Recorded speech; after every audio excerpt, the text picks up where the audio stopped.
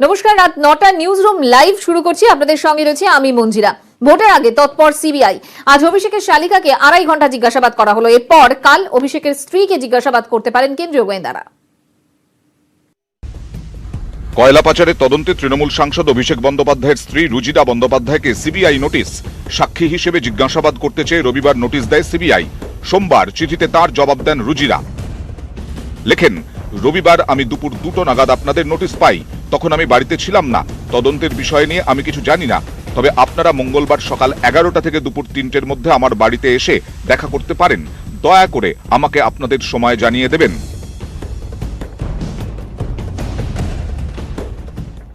মেনকা গম্ভীরকে কি বিষয় জিজ্ঞাসাবাদ করে কি প্রশ্ন উত্তর তিনি দিচ্ছেন সেগুলো সরাসরি সেখান থেকে জানা হবে। এখানে ডিআইজি সিবিআই সেটা জানবেন সেখানকার উপস্থিত অফিসারদের সাথে। এই প্রশ্ন উত্তরের ভিত্তিতেই কিন্তু আরো হাতে 24 ঘন্টা সিবিআই পাচ্ছে, কারণ আর 24 ঘন্টা পরে কিন্তু আগামীকাল রুজিরা বন্দ্যোপাধ্যায়কে জিজ্ঞাসা করা হবে। সূত্রের খবর, মঙ্গলবার রুজিরা বন্দ্যোপাধ্যায়কে জিজ্ঞাসাবাদ করতে পারে সিবিআই। 9 জনের একটি দলের যাওয়ার কথা, তাতে 2 জন মহিলা আধিকারিক। আইনি পরামর্শদাতা হিসেবে থাকার কথা 3 আইনজীবীর। রুজিরাকে জিজ্ঞাসাবাদের ভিডিওগ্রাফি ও বয়ান রেকর্ড করা হবে। কিভাবে পাচারকাণ্ডে নাম উঠে এলো অভিষেকের স্ত্রীর, সিবিআই এর দাবি। কয়লাকাণ্ডে অন্যতম অভিযুক্ত যুব তৃণমূল নেতা বিনয় মিশ্র এখন পলাতক। বিনয় থাইল্যান্ড ও বাকলে ব্যাংকে টাকা জমা করেছেন। কেন্দ্রীয় গোয়েন্দাদের দাবি, অ্যাকাউন্টের একটি রুজিরা নাডুলার নামে। কয়লা পাচারে অভিযুক্ত লালার হিসেবরক্ষক নিরাজ সিংও রুজিরার ওই অ্যাকাউন্টে প্রতি মাসে টাকা পাঠাতেন বলে দাবি। রুজিরা বৈধভাবে ওই টাকা নিয়েছেন কিনা তা নিয়েই প্রশ্ন। সিবিআই এর এও দাবি, ব্যাংককের 2 হোটেলে কয়লা পাচারের টাকা লগ্নি করা হয়েছে। ওই টাকা ঘুরপথে বাংলাদেশের মাধ্যমে এসেছে। এই পাচারকাণ্ডেই সোমবার অভিষেকের শালিকা মেনকা গম্ভীরকে 2.5 ঘন্টা জিজ্ঞাসাবাদ করে সিবিআই। সিবিআই আধিকারিকরা এলে তাকে দীর্ঘক্ষণ তাকে জিজ্ঞাসাবাদ করা হবে মহিলা যে সিবিআই আধিকারিক যারা রয়েছেন তাদের উপস্থিতিতেই। আর সেখানে বিদেশের যে অ্যাকাউন্ট অর্থাৎ লন্ডনের যে অ্যাকাউন্ট সেই সম্পর্কে জিজ্ঞাসাবাদ করা হবে সাক্ষ্য হিসাবে।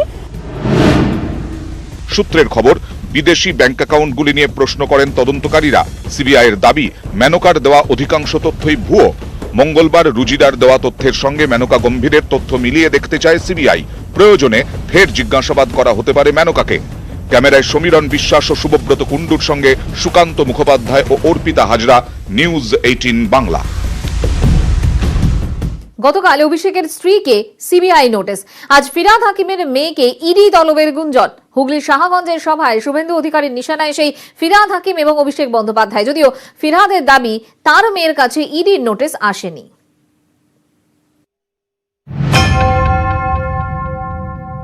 মিনি পাকিস্তান বলা মন্ত্রী তার মেয়ে প্রিয়দর্শী হাকিমকে এটাও বলতে হবে, বিনয় মিশ্রর পাশের বাড়িতে চেতলায় 4টা ফ্ল্যাট। রবিবার অভিষেক বন্দ্যোপাধ্যায়ের স্ত্রীকে সিবিআই নোটিশ। রাজ্য রাজনীতির তোলপাড়। সোমবার আবার গুঞ্জন, মন্ত্রী ফিরহাদ হাকিমের মেয়ে প্রিয়দর্শিনীকে তলব করেছে ইডি। এতেও জোর শোরগোল। হুগলির সাহাগঞ্জে মোদীর সভার আগে বলতে উঠে শুভেন্দু অধিকারী সুযোগ ছাড়েননি।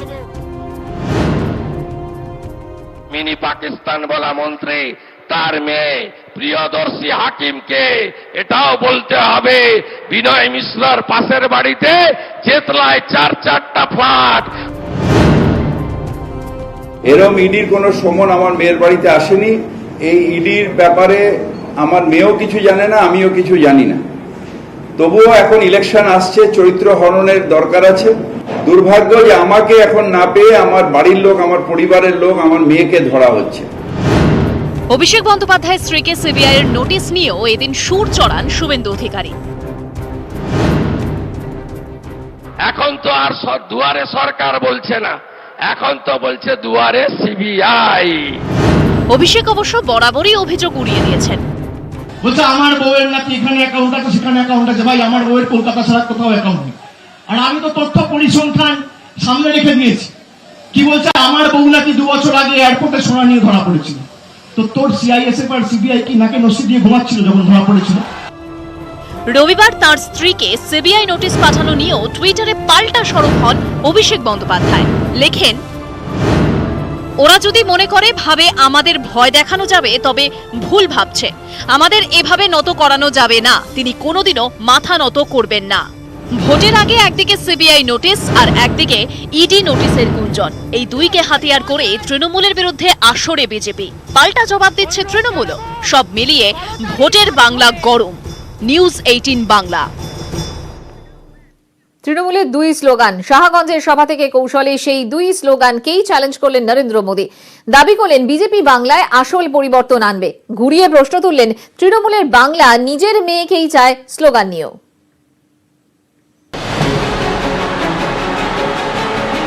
21-এর ভোট কুরুক্ষেত্রে বাঙালি আবেগে শান, বাংলার আবেগে শান। বিজেপির বিরুদ্ধে প্রথম থেকেই বহিরাগত অভিযোগ শানিয়েছে শাসক শিবির। সেই আবেগে নজর রেখেই ঘাসফুল নেতাদের এবারের স্লোগান বাংলা নিজের মেয়েকেই চায়। পাল্টা প্রচারে নেমেছেন বিজেপি নেতারাও। মাননীয় শুনে রাখুন, আপনাকে পশ্চিম বাংলার লোক বাংলার মেয়ে বলে মনে করে না। কি মনে করে? মনে করে অনুপ্রবেশকারীদের ফুফু আর রোহিঙ্গাদের খালা।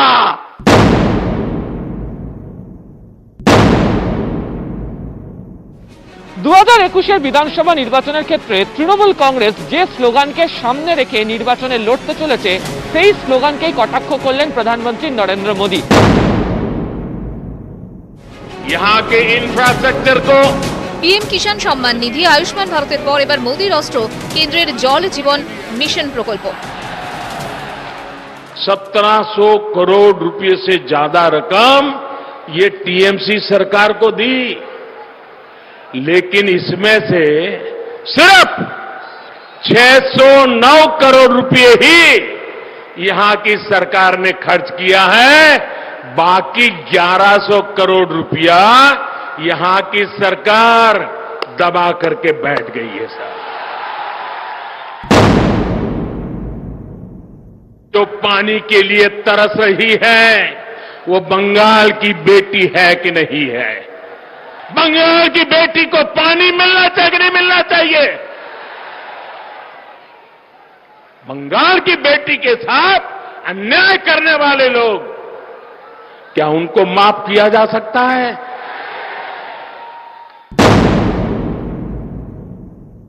বিজেপি বাংলা নিয়ে না মাথা ঘামিয়ে উত্তরপ্রদেশ মধ্যপ্রদেশকে উন্নত করুন না। কেন উত্তরপ্রদেশ মধ্যপ্রদেশে রোজ মেয়েদের উপর অত্যাচার হচ্ছে? सिर्फ सत्ता में परिवर्तन के लिए नहीं, बल्कि आसोल परिवर्तन के लिए बनानी है। और নয় অন্যায় আমরা আসল পরিবর্তন চাই। নরেন্দ্র মোদীর পরিবর্তন হলে বাংলার সর্বনাশ হয়ে যাবে। উনি একটি সাম্প্রদায়িক মানসিকতার প্রতিনিধি, উনি কি পরিবর্তন আনবেন? তৃণমূলের নতুন স্লোগান আসার পরে কোমর বেঁধে নেমে পড়েছে বিজেপি। টুইটারে লাগাতার ক্যাম্পেইনে একের পর এক নেতা। বাংলা দিদির থেকে মুক্তি চায় হ্যাশট্যাগে টুইটের ঝড়। বাংলায় এসে সেই স্লোগান যুদ্ধের সুর চড়িয়ে গেলেন নরেন্দ্র মোদী। ক্যামেরায় সুব্রত জানার সঙ্গে আবির ঘোষাল, রানা কর্মকারের রিপোর্ট, নিউজ 18 বাংলা। হুগলিতে ডানলপের মাঠে দাঁড়িয়ে শিল্পের স্বপ্ন ফেরি করলেন নরেন্দ্র মোদী। রাজ্য সরকারকে কাঠগড়ায় তুলে তাঁর দাবি বাংলায় বিনিয়োগ করতে চান অনেকেই, বাধা এখানকার পরিবেশ। পাল্টা কটাক্ষ তৃণমূলের। बंगाल में निवेश के लिए उत्साह की कमी नहीं है, मुसीबत है सरकार ने जो माहौल बनाया है। উনি শিল্প সম্বন্ধে কিছু জানেন না। হুগলিতে দাঁড়িয়ে শিল্পের স্বপ্ন ফেরি নরেন্দ্র মোদীর। শাহগঞ্জের যে মাঠে সোমবার তিনি সভা করলেন তার অদূরেই ডানলপের বন্ধ কারখানা। সেখানে দাঁড়িয়ে 21-এর বঙ্গে শিল্পের চাকা ঘোরানোর স্বপ্ন দেখালেন প্রধানমন্ত্রী। আমরা আসল পরিবর্তন চাই। হুগলির শিল্পাঞ্চল মানে চট শিল্প, সে প্রসঙ্গ উঠে এলো মোদীর ভাষণে। हुगली के दोनों किनारों पर जूट इंडस्ट्री थी, आज हुगली की क्या स्थिति है? जब पश्चिम बंगाल की जूट मिले देश की अधिकांश जरूरतों को पूरा करती थी, लेकिन इस इंडस्ट्री को भी अपने हाल पर छोड़ दिया गया था। উনি শিল্প সম্বন্ধে কিছু জানেন না। হুগলি নদীর দুপাশ দিয়ে চটকল ছিল, এখনো আছে। যেগুলো বন্ধ হয়েছে তার মধ্যে একটা হচ্ছে ব্রেথওয়েট, কেন্দ্রীয় সরকারের সংস্থা। ডানলপ রাজ্য সরকার অধিগ্রহণ করেছেন, 5 বছরে নরেন্দ্র মোদীর সরকার তার অনুমোদন দেয়নি। শিল্প নিয়ে তৃণমূলকে বিঁধতে অতীতের লোকগীতির প্রসঙ্গ টানেন প্রধানমন্ত্রী। মনে করান এককালে কাজের খোঁজে গোটা দেশ ছিল বাংলামুখী। एक समय था कि घर के लोग कमाने के लिए कलकत्ता गए हैं। घर के लिए कलकत्ता से क्या क्या लाएगा, कौन कौन से उपहार लाएगा, यह कलकत्ता की कीर्ति थी उस जमाने में। अब ये सब बदल गया। পর্যবেক্ষকদের একাংশের মতে 21শে বঙ্গবাসীর মন জয়ে বিজেপির অন্যতম অস্ত্র শিল্প এবং কর্মসংস্থান। হলদিয়ার সফরে সে বার্তা স্পষ্ট করে দিয়েছেন মোদী। ডানলপের মাঠেও তারই প্রতিফলন। কি হবে রাজ্যের শিল্পের ভবিষ্যতের? ডানলপের চাকা কি ঘুরবে? এমনই একাধিক প্রশ্নের উত্তর পেতে মানুষ এসেছিলেন সাহাগঞ্জ ডানলপের মাঠে। প্রধানমন্ত্রী এদিনের সভা থেকে এ রাজ্যে শিল্প স্বপ্নের ফেরি করে গেলেন। ক্যামেরা পিন্টু সরকারের সঙ্গে অর্ণব হাজরা, নিউজ 18 বাংলা, হুগলি। কোর্টে ধাক্কা রাজ্যের। মেধা তালিকা তৈরিতে বেনিয়মের অভিযোগ। দুপক্ষের সওয়াল শোনার পর নিয়োগ প্রক্রিয়ায় অন্তর্বর্তী স্থগিতাদেশ আদালতের। মে মাসে ফের শুনানি। নির্দেশ চ্যালেঞ্জ করে ডিভিশন বেঞ্চে যাচ্ছে রাজ্য সরকার।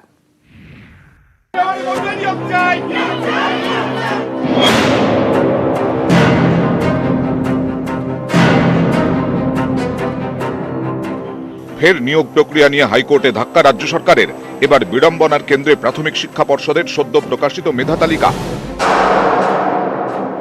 ভোটের মুখে শিক্ষক নিয়োগের মেধা তালিকা প্রকাশ করে প্রাথমিক শিক্ষা পর্ষদ।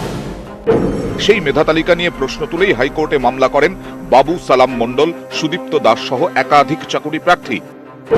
তাদের মূল অভিযোগ, মেধা তালিকা নিয়ম মেনে হয়নি, তালিকা তৈরির ক্ষেত্রে সংরক্ষণের অনুপাত মানা হয়নি। মেরিট লিস্ট যেটা প্রকাশ করা হয়েছে সেই মেরিট লিস্ট কিন্তু সম্পূর্ণ লিস্ট নয়, অর্থাৎ 9 ডিজিট রোল নাম্বার দিলে শুধুমাত্র সেই নির্দিষ্ট ক্যান্ডিডেট জানতে পারছে যে সে মেরিট লিস্টে ইনক্লুড নাকি এক্সক্লুড। সোমবার এই নিয়োগ প্রক্রিয়া অন্তর্বর্তী স্থগিতাদেশ দিলেন বিচারপতি রাজস্বী ভরদ্বাজ। এর ফলে ইতিমধ্যেই নিয়োগপত্র পেয়েছেন যারা, তাদের নিয়োগেও স্থগিতাদেশ জারি হলো। নির্দেশ চ্যালেঞ্জ করে ডিভিশন বেঞ্চে যাচ্ছে রাজ্য সরকার। অর্ণব হাজরা ও অমিত সরকার, নিউজ 18 বাংলা।